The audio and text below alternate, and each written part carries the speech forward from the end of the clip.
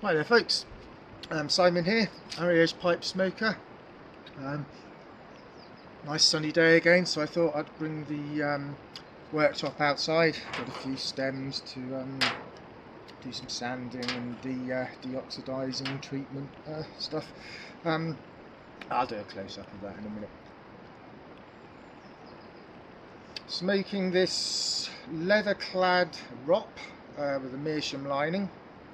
I need to do some stem sanding today. I thought I'd give it, I haven't smoked it before.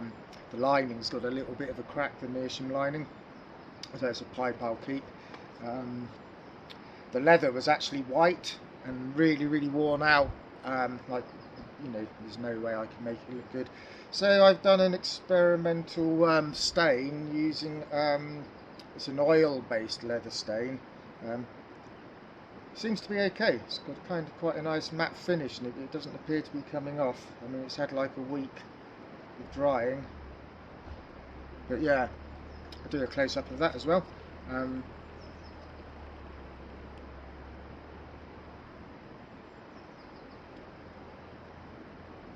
So yeah, the purpose of this video is a VR to Parsimonious Piper. Yeah, I'm sure there's going to be some interesting entries for this one. It's a kind of picker power ballad from your favourite 80s hairband. And what tobacco would you recommend, or what would you pair to that particular piece of music? Now,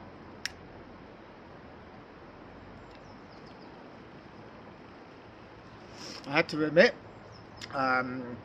it was an hour of my life I'm not going to get back because I'm not an expert on 80s hairband and power ballads. So I did actually have to spend some time on YouTube. I didn't feel too nostalgic, put it that way. But yeah, there's some great ones. There's some great ones also. It's just not my daily listening, possibly. The song I chose was by Poison, and it's Every Rose Has Its Thorn. I'm not going to sing it. I have a story as to why I don't sing. I won't tell it now because otherwise the video will be too long. So Poison, Every Rose Has Its Thorn. The reason I chose that actually was because I did some videos ago. I was in the forest getting some firewood, and it was a short video, and it was a very cursory impressions, not really a review of Kentucky Bird tobacco,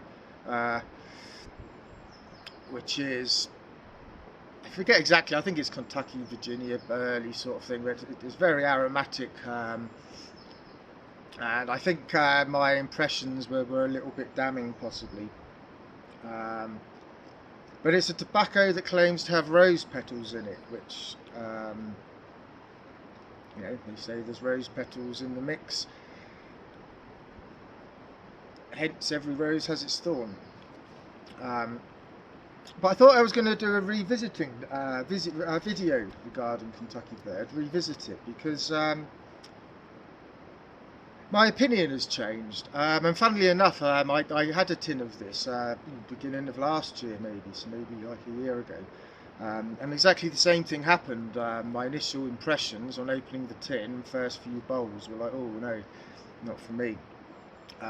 But when it's sort of been jarred or a bit of airing time, it kind of relaxes a little bit, that overpowering chemical note, and I found myself reaching for it quite a lot recently. Sometimes first pipe in the day, sometimes like maybe last pipe of the day, where, you know, my taste buds are finished with more complicated natural tobaccos, and I just want a simple-ish tobacco to, you know, finish the day with.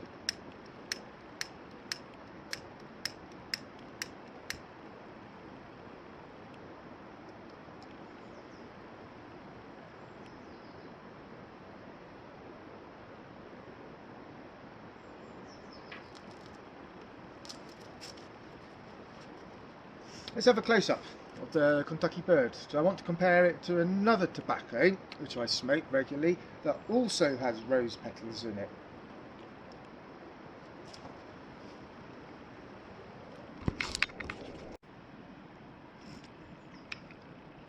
So here we are. This is the Kentucky Bird.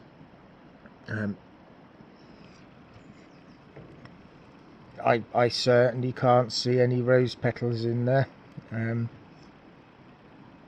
It's definitely not 100% natural topping on it. But now when I smell it, there is the floral smell there, and it is floral. I don't think it's anything. It's not like that geranium-y thingy of a Lakeland possibly. It's very floral, but there are some sort of like chocolate notes in there, and they do come through later in the bowl. As you do get some actual tobacco flavours after the initial rose. Yeah, so that was just a quick look at the Kentucky Bird, flavoured with natural rose petals and other stuff.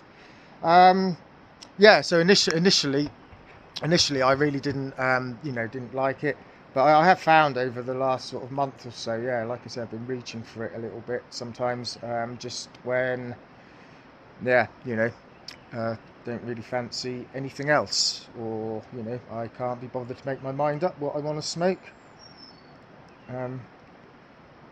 Yeah, I generally find I don't know, I've probably got like maybe 20 different tobaccos or something on the go at the moment, and at any one time I will have one aromatic, what I would call an aromatic like this, and I do find that I do smoke them. I wouldn't want 20 aromatics, but 1 or 2 aromatics in that kind of to that kind of ratio is probably about right. Yeah, maybe 1 or 2 bowls of aromatic to every kind of 20 bowls of non-aromatic. The other tobacco I want to show you,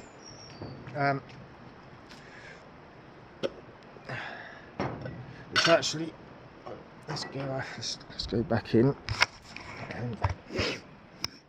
I've got some loaded up in this Rock Bulldog I've shown before, which is I kind of call it my work pipe, even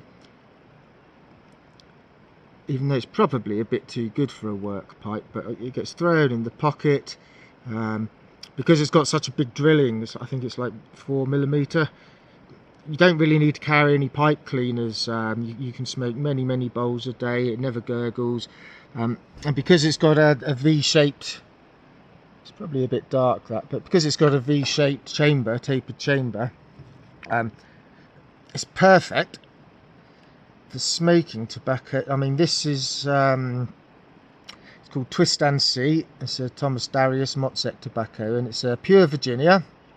Obviously it's into smaller chunks now. It's a lot longer than that when you get it, and lo and behold, if you can see it, rose petals, like his Virginia Burley twist. And apparently this is an aged Virginia.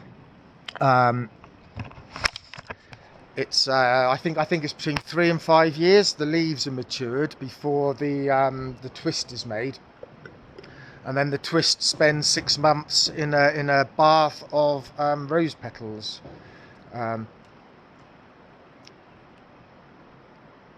So this, I am getting really far away from Parsimonious Piper. Which tobacco would I choose to accompany Every Rose Has Its Thorn by Poison? Now, yeah, sorry, I meandered a lot there. Now, initially, I was going to choose Kentucky Bird, obviously because of the connection to the rose, and secondly, I hope there's no Poison fans, because I might, or Kentucky Bird fans, because I might be derogatory now. I thought there was similarities between the tobacco and the song, as in it's completely devoid of content, and it's just a load of hot air. Um, but then I thought, no, that wouldn't be being honest, because I have started smoking this tobacco, like I just explained. And so it isn't devoid of content, and it isn't a mouthful of hot air. There is something to it, and I think it's quite an old blend as well. And I kind of understand why it has its fan base, actually. So I kind of decided I'm going to choose this Virginia Twist and See for the roses, because when you I kind of look at all this power ballad stuff from the 80s, and they all seem to have like these bleached blonde hair and things, and particularly this song, it kind of really conjures up images of that West Coast America kind of beach kind of thing, lots of babes in bikinis playing volleyball, and custom cars, and the whole kind of Miami kind of thing. I don't know if Miami's West Coast, I'm not sure.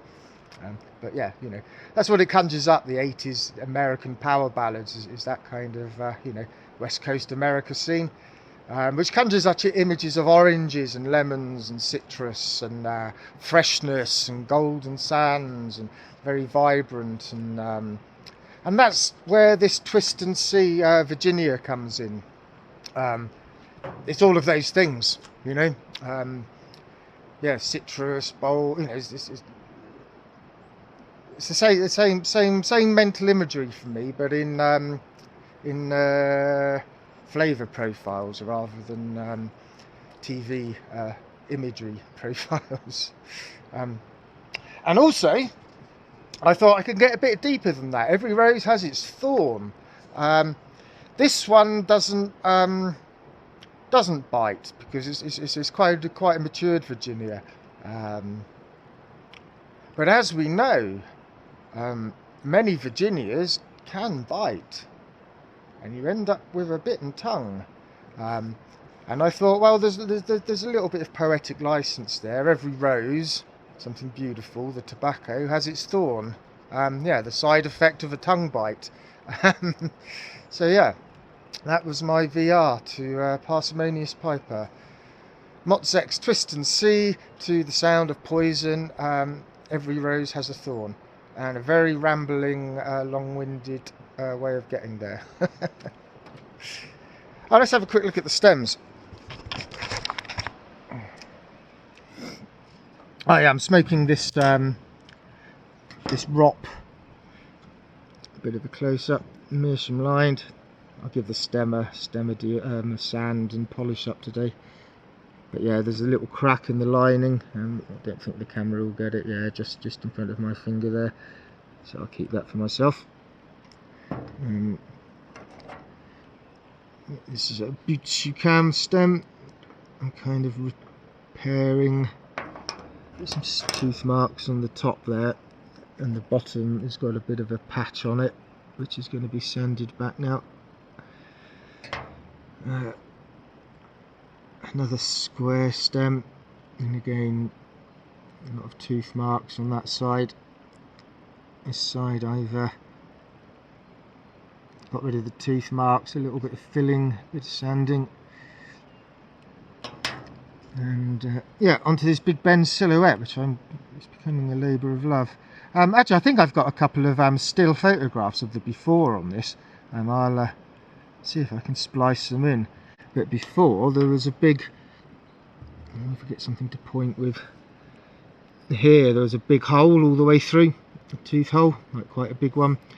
The button was intact here, the ridge, but it snapped at one edge, and during the repair process the whole thing snapped off, so I've kind of rebuilt the whole end. I've gone a bit thicker underneath, it's not quite symmetrical, because I thought as it's a repair I want it to be a little bit over-engineered, so it's slightly more chunkier than it was. I think it'll be good, but I'm going to keep this for myself because I don't want somebody to get it and break it again. So yeah, that's the day's work. That's the VR. yeah, I think I'm gonna do some work and stop boring you guys. All right then. Well, thanks for your time. Check out Parsimonious Piper. Yeah, great channel. He's one of those folk that have got how do you say, kind of air of gravitas and calmness about them. Yeah, nice chap. I enjoy his videos, especially when he's well, you are sitting at your desk in the study. Something quintessentially um, charming and pleasurable in that setting. Okay then, guys. Yeah, check it out. So, see you all soon, and yeah, thanks for your support. Thanks for watching, and yeah, look forward to the comments, and look forward to checking out your videos, and yeah, see you soon.